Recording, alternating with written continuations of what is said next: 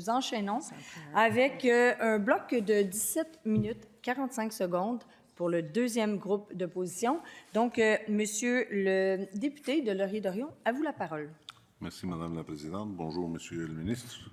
Je salue également vos collègues.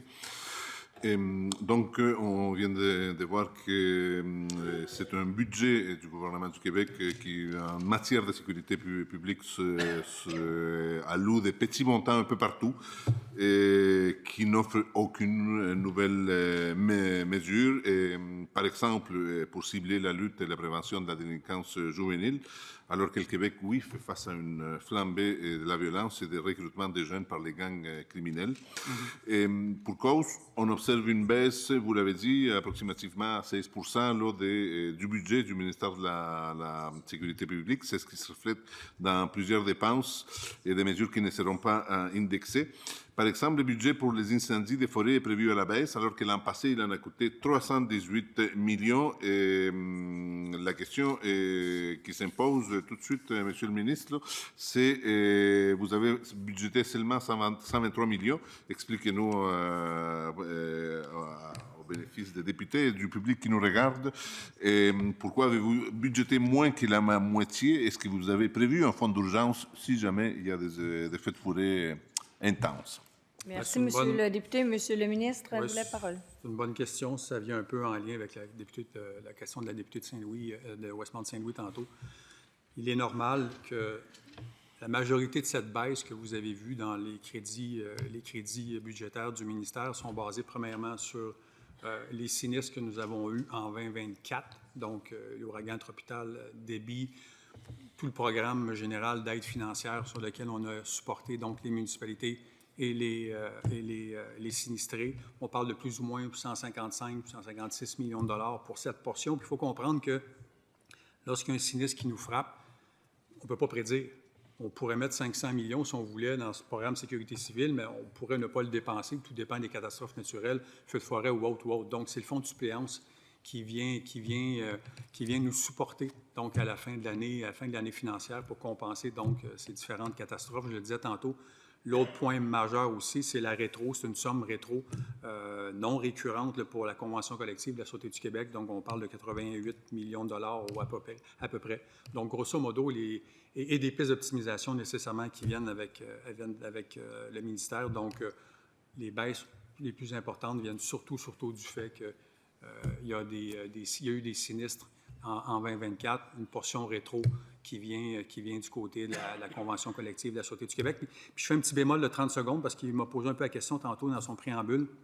C'est important de mentionner qu'il y a une nouvelle stratégie qu'on a annoncée hier dans le budget, une stratégie québécoise de lutte contre la criminalité. Il y a une somme de 120 millions de dollars qui va être disponible pour les différents corps de police, services de police partout sur le territoire québécois.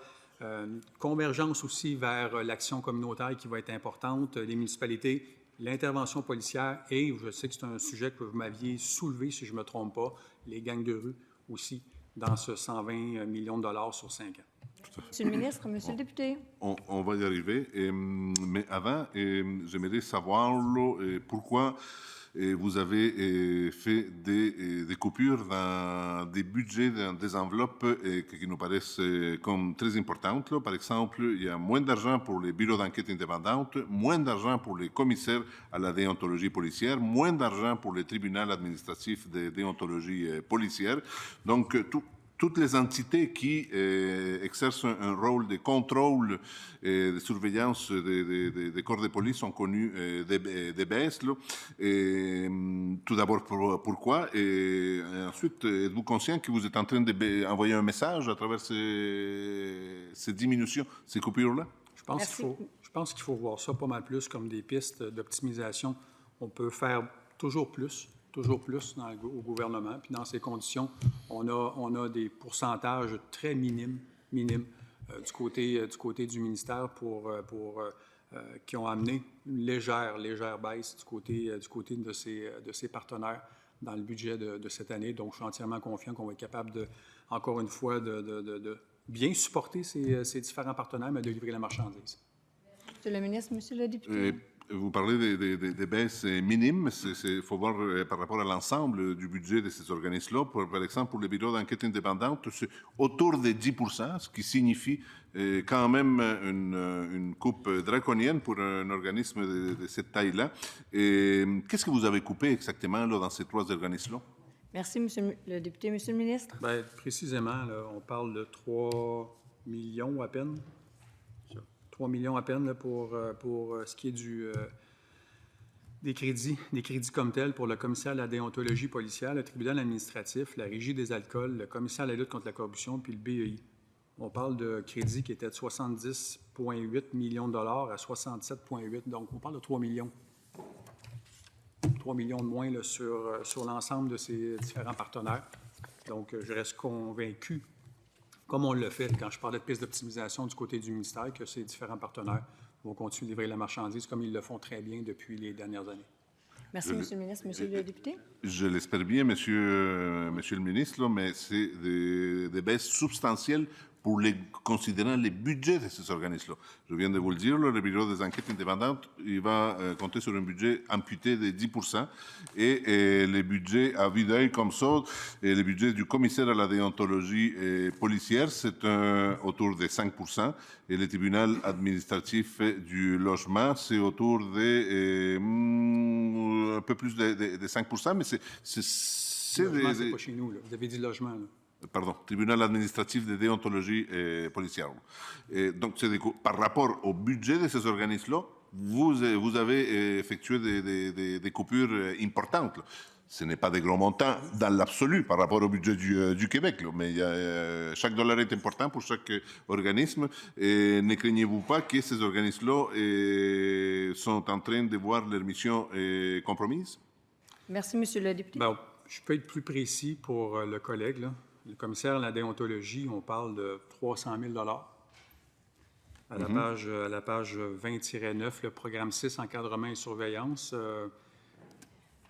Tribunal administratif, on parle de 60 000 du côté de la régie des alcools, c'est 1 million. Et du côté du commissaire à la lutte contre la corruption, c'est moins d'1 million, c'est 800 000. Puis il y a 600 000 du côté du BEI. Puis il peut y avoir, comme le ministre le mentionne, de la rétro de convention collective aussi là-dedans. Donc, 3 millions sur un budget de 70 pour 5 pas sociétés, là, mais partenaires comme tels. Là, je vois pas un problème majeur là-dessus. Là. Merci. Est-ce que ça signifie concrètement, Monsieur le ministre, moins de personnel ou est-ce que vous coupez dans la chair ou vous coupez dans le gras? Comment ça se traduit concrètement, là, ces diminutions de budget pour ces organismes-là? Est-ce que ces organismes vont avoir à diminuer leur personnel? Merci. Monsieur le ministre? Bien, il y a même